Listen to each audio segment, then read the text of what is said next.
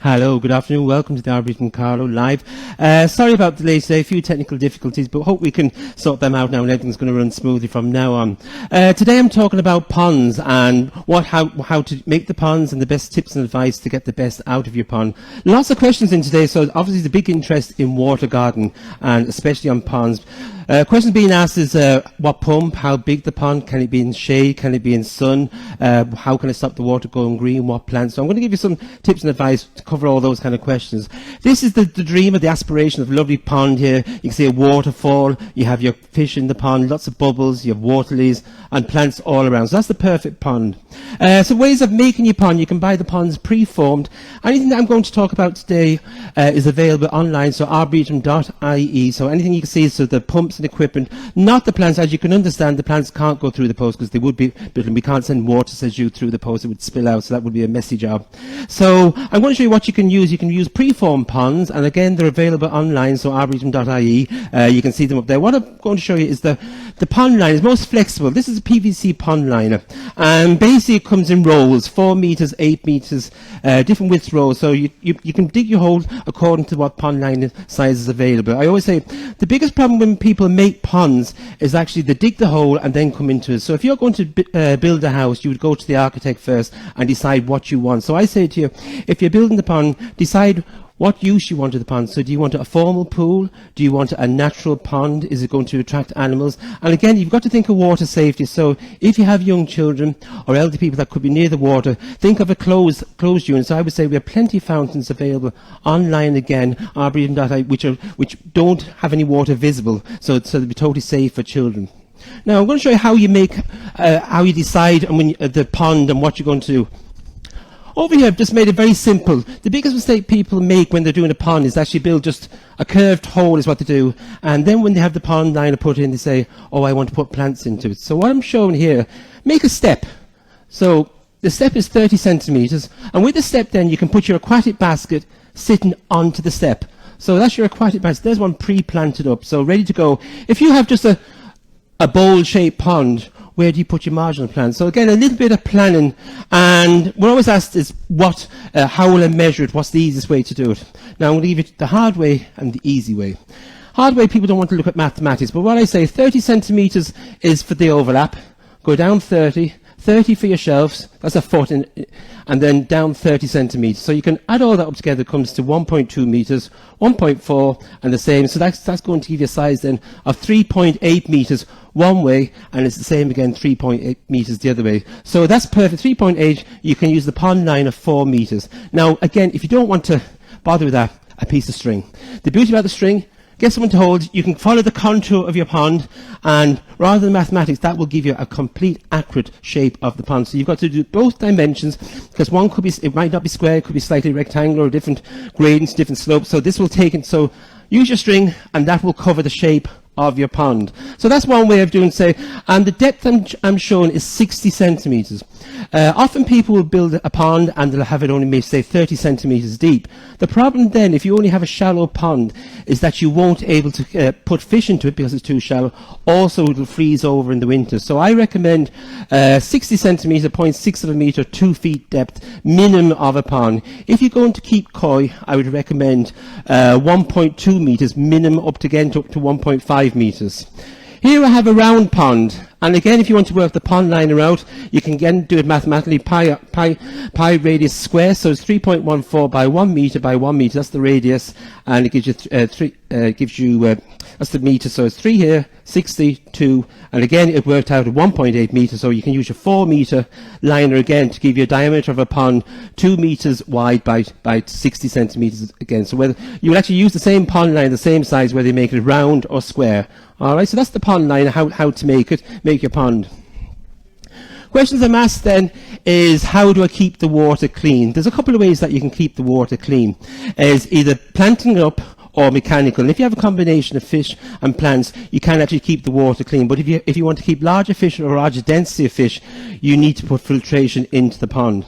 Now, some people like to have, say, this natural water feature. This is where you have the water flowing around the pond. It will go through a filter box and back into the pond.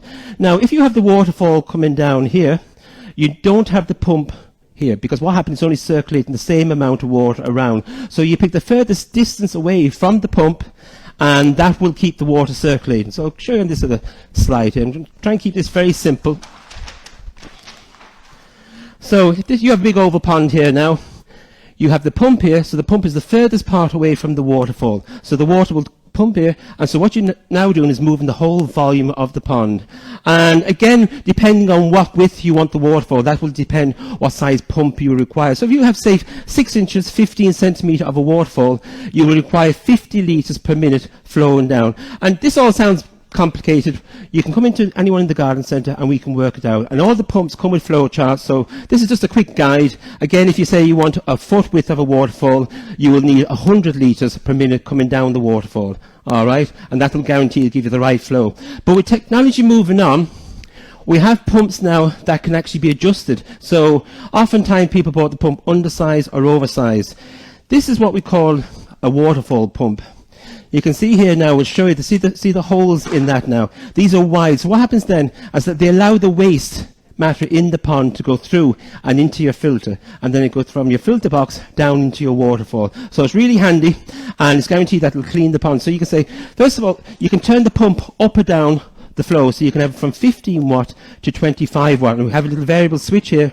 So again, at night when you don't need a big flow, you're not looking at it, you can turn down the pump. Now I've calibrated this pump between 15 and 25 watt, and depending if you're working, say, 5 hours on the, you could have it working, say, 9 hours on the 15 watt, and I've done 5.7 hours on the 25 watt. That's going to cost you under 12 euros to run that for a year. So that is very good value, and that's guaranteed. You're leaving it on, so between 5 and 9 hours a day. So I'm just going to give you another view of it there, so you can see that's the pump then. All right. Now, how you get the water from the, I'll show you here now. Another rookie mistake what people tend to do, they build the pond, and I say to them, have you put the hose in? Have you got the hose? And say, yes, I have the hose. And they've put a 1/2 inch hose in.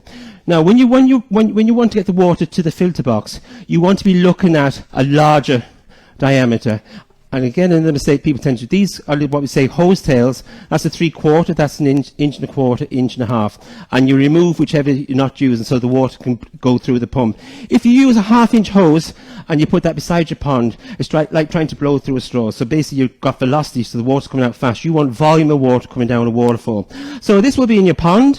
You can have this filter box then at the top of your waterfall, and gravity feed then, so it will under pressure go up and we'll go through the filter box. The filter box has coarse, all the different layers. Shall we pull out 3 layers? You can see then.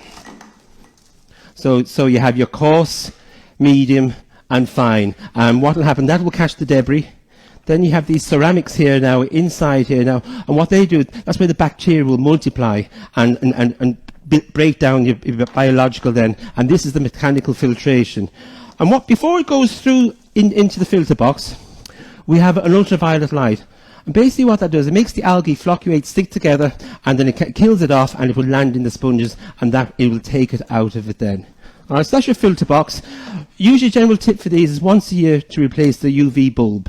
And so the water's passing over this, running down into your filter box, going down through it. So that's your mechanical and biological filtration, and it's being pumped up from your pump into this, and this will go at the top of your waterfall and flow down.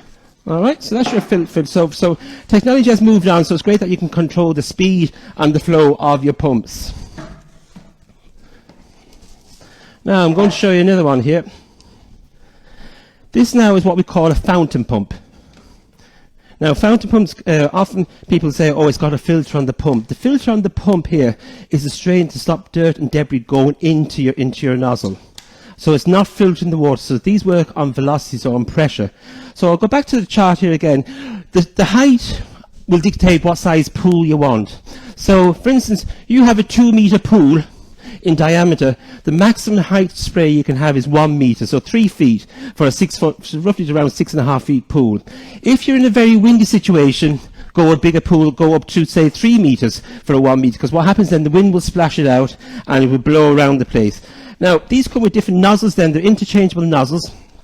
On these then, that you can have a bell fountain, you can have a spray, and it has little extensions then that you can build it up. If you are wanting to build the pump in the pond, do not use breeze blocks. People tend to use breeze blocks, and what they will do, they'll actually contaminate the water and the leach line, which will be harmful to your fish. So it's very important that you don't use those. You can use a plastic basket or bricks, and you can build water level just below the water level, and then it will work fine then. So that's your kind of your fountain sprays. Again, lots of different nozzles available, so you can interchange the nozzles with them then. Then another great addition to the pond then, especially for at night, is light. And this is where we have waterproof lights. IP68, so that means they're fully submersible in the pond. There's two ways of putting these down. You can put gravel, little pebbles on these to hold them down, and they can go under the water, shine up. And, for instance, what would be a lovely feature here now, in this picture here, little lights shine up on the rocks there, and that'd be a lovely feature. Or if you have a spray in here, then have it just under the spray, it would illuminate it then at night. So really, really a classic look to it then. All right, so that's your types of pumps there, and a quick run round. The big thing then of all the questions I've been asked is regarding how to keep the water clean. So I've basically given you the mechanical way, which is the filtration, the UV. Next thing then I say is the plants. My plants is the number one thing which we recommend for keeping the water clean. Now, the questions I've been asked, I'll give you a few here now. Why is the water green, and how do I clean it? Water goes green when you have a large pond, large surface area, and it's too shallow, or you have a high density of fish. So again, your density of fish is usually 25 centimeters of fish for say, one square meter of surface area. Okay, so it's roughly around 10 inches of fish length. And again, fish will grow, so not to overstock your fish. With having fish in the pond then, the idea is that you turn the pond water goes through the whole of the filtration box in 1 hour. If you have koi, you'd put it through the filtration box twice in the hour. So you're increasing double the turnover when you have koi. So again, that's increase your filtration if you have bigger fish. Best water pump, can you give suggestions on size and power? I've just shown you the standard smaller water fountain pump there. Pumps come in all different ranges and all different sizes. So when you come into the garden centre, decide how big your pond is going to be and whether you want fish. That will dictate and what filtration you want to have. So this is a basic one, and this is the basic small one. I started off with these now.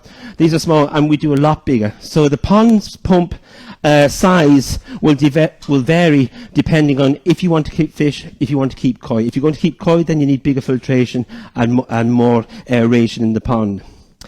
Can a pond be full shade, or does it need to be light during the day? Well, that depends on, again, what plants you're going to be doing. I'm going to show you, say water lilies, for instance, want 5 to 6 hours of sun a day, otherwise they won't flower. Suggestions on oxygenating plants. So, okay, I'll come to those. And it says, I have duckweed in my pond, even though I have used an entire bottle of duckweed buster. Is there any suggestions? What I say for duckweed, it doesn't matter what chemical you use, birds will bring it back on the feed. So get a fine net and take it off. If you have a big pond, you'll just have to get in and skim the area. Now, bear in mind, when you cover the area of a pond, you actually stop the water going green, because what happens when the pond goes green, usually in April, where you have the fish are moving and their waste is in the pond, but you don't have, the plants haven't really grown well, so they have no vegetation to take the nutrients out of the pond. So the key thing that makes the water of a pond go green is that you have rich nutrients in the pond. So the whole thing is that to get the planting into the water, and they will absorb the nutrients out and also put oxygen plants into it, and they'll increase the oxygen. Now, I've got a few ways of keeping the pond clean here now.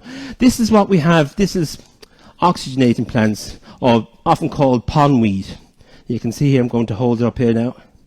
Now, I would recommend you get a few bunches of these, couple of bunches, put them into a basket, and a general guideline again is 1 basket for 1 square metre of pond surface area. And the old way was to toss them in the pond, but what happens then when you toss them in the pond, they can end up rooting into your marginal plant. Then when you want to plant your marginal plant, this can't stay out of the water for long, would dry out as this can, so it makes it difficult for replanting, and then they can take over. There was Myrifolium aquaticum, which is classed now as an invasive plant now, so it's not allowed in the pond. So we have Speakton, which is a smaller variety, or the parrot's feather is another name for it. And try not to make a mess here with the water. Here's another one here now. So you can see what you can do. Years ago, they used to have lead weights on them, so that's not a good idea anymore. So that's your water plant then. Get your aquatic compost, put it into a basket, and pot it into it then. And that's basically like a living sponge, takes the nutrients out of the pond and is giving off oxygen to your fish then as well. So I was saying earlier on, the way to control algae in the pond as well is to cover the surface area. So if the surface area is not getting the sun, it won't get the light, so the algae won't grow. This is a zola here, and they call it fairy moss. You can see it floats on the pond, and you can you see the little roots there in the water? And it makes a lovely green carpet in the summer. Then in the winter it turns a lovely red colour, so you have it all year round, and that's going to cover the surface of the pond, and so it again stops the sunlight getting in. So this is your oxygenating plants, so they're going to help purify the water. They can go in the deep part of the pond. What I say to do first of all, because what governs the growth is the light and the heat. So have them on the shelf, and when they grow then you can drop them to the deeper part of the pond where it's cooler, so they'll be slower to grow. Anything you're going to put into the pond, you need to put it in an aquatic basket. So all these here, that's an aquatic basket. So you use aquatic soil. You can't use any peat-based materials because they will actually float. So it has to be a heavy aquatic compost, which is a heavy loam, and it's low in nutrients, so it won't contaminate the pond. So you plant them with the aquatic compost. They call it compost, but really it's soil base, and then add a layer of gravel over the top. And the gravel over the top then will actually stop the fish really rummage and gurgitating the soil into the pond. Now, if you have coal, gravel is no good. They will rummage around it, so you want to get cobbles so they can't get into the plants, because they will love to get, and they will eat the oxygenated plants as they grow as well. Now, so that's your oxygenating plants, your floating plants. Now we'll get on to the marginal plants. Marginal plants go into the margins, where, remember I showed you earlier on the shelf in the pond, that 1 foot ledge that you left. And so all the different size baskets, they can sit, you have a foot deep, they can sit just on the ledge. You can see the different sizes. Again, for this now, that's a really ideal size, for something that's safe vigorous. Like say the iris pseudochorus or the variegatus, you can see there's lots of different iris here. I would put say 2 iris into this, and you can see you have a beautiful one here in flower. I think iris are one of the best you can get, because unlike when you see plants coming out of the pot in a garden centre, it's great when you see the roots coming out of aquatic baskets, telling that they're taking all that waste material out of the pond, so they'll really fill out the basket, and you'll see lovely like white fleshy roots, and the iris are brilliant for that, so they're sucking all the nutrients out of the pond. So what I say to you, the more planting you can get into the pond, that will help to stop the water going green. Another thing is don't overstock your fish. Too much fish and too much food, and again, if the food is not eaten in the pond, take it out, because that will all break down and it feeds all the algae. The whole thing is to take the nutrients out of the pond so the algae can't grow.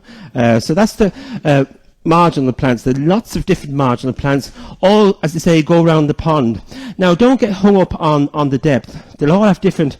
Plants do not do exactly what it says on the label, so I don't get hung up on that. They will all go into the margins, no problem. People often read the label and say, I can't do this, I can't do that.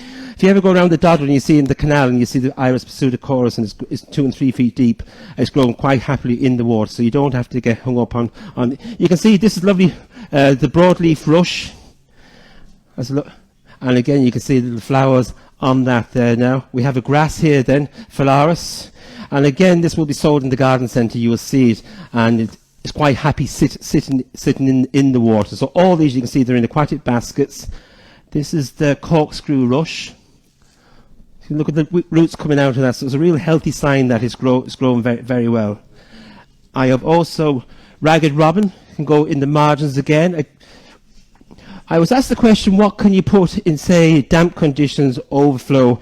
All these marginal plants quite happy to go in the bog garden, providing that it's staying wet. Lobelia here, so perfect for the bog garden. Mimulus, the monkey flower. And then we have Mysotis, or forget-me-not, the lovely yellow monkey puzzle there. So all these are quite happy in the margins of the pond, or going to the perimeters outside where it overflows. Here's one we have in the garden centre, lobelia again, that's grown in the compost. And what you would do, if you want to put that in the pond, take the compost off, use your aquatic basket and pot it into it here. This one has many names. The flowers aren't belong to this. I just put them in because it had no flowers on it. Cut a couple out of our display garden. So this is the Xanthodecia. Quite happy sitting in the garden, really grows well, or the margins of a bog garden. Quite easy. Again, just pot it into an aquatic basket using your soil, and you can see the lovely flowers. I have it in my own garden this time of year, and it's really flowering well, so that's quite happy sitting in the margins of the pond. Now, I'm going to show you a couple of plants for the someone saying the bog garden. Just when it was mentioned to me, there was a question asked.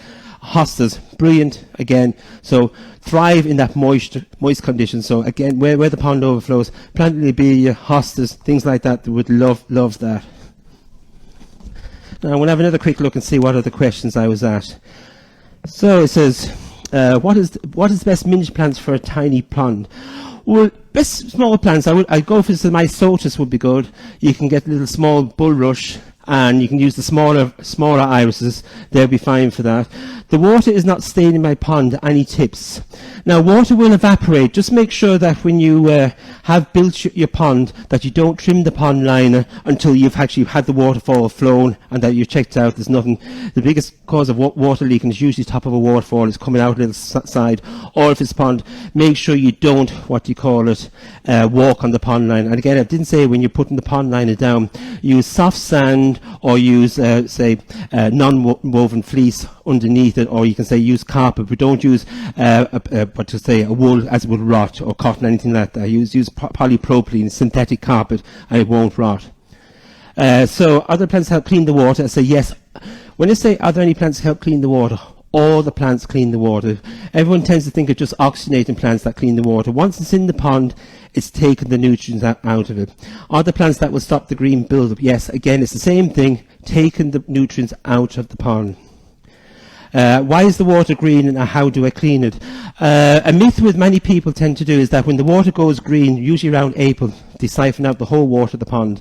Once you fill a pond, you really never actually empty it and fill it up again. You do a top up. Just regarding the filter box, often people, back to that, you say using water. If you are cleaning your filter box, don't use tap water to clean your sponges. Use the water out of the pond and then top up your pond. We're asked again the question, when and how much fish can I put in the pond? It's like starting off. You get your pond set up, everything's going for a few months, and then you can add, when everything is balanced, then you can add the fish. Don't go out one day and buy 20 fish. Put a couple of fish, see how they're getting on, and see that they're happy. And when the fish are happy, they will breed. And that's a telltale sign that you've given the right conditions for them to thrive. Now I'm just going to see if there's any other questions I've answered here. Okay, regarding the sun or the shade, the final water plant I'm going to show you there now. So we have our oxygenating plants, our floating plants, and our marginal plants, and then we have a deep aquatic plants, which is your water lilies. I kept this one in the bag, only came in today now. There's lots of different water lilies depending on what size. This one is chromatella, which is a yellow. Now, if you have a small little pond, you can go for the pygmies, which are the small varieties.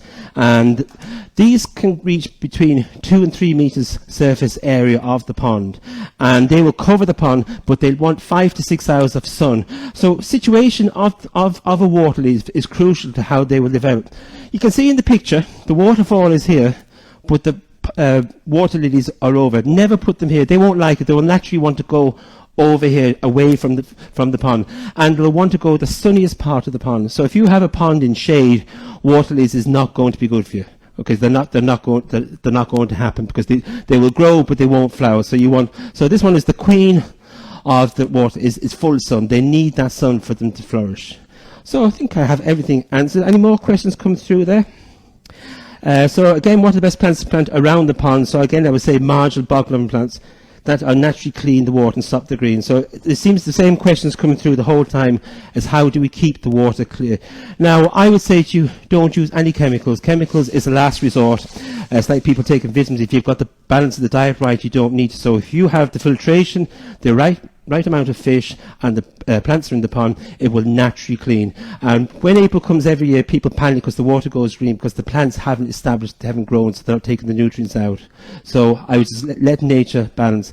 So that's a quick rundown on aquatic plants and ponds. So any advice, before you build or dig a hole in your pond, come into us and have a chat and we'll give you some advice. And the question you need to ask yourself, where do you want to put the pond, and what do you want to use the pond for, and what kind of size are you thinking of? Have those ideas in your head, come into us and we'll talk you through what you need, what we recommend, and what equipment.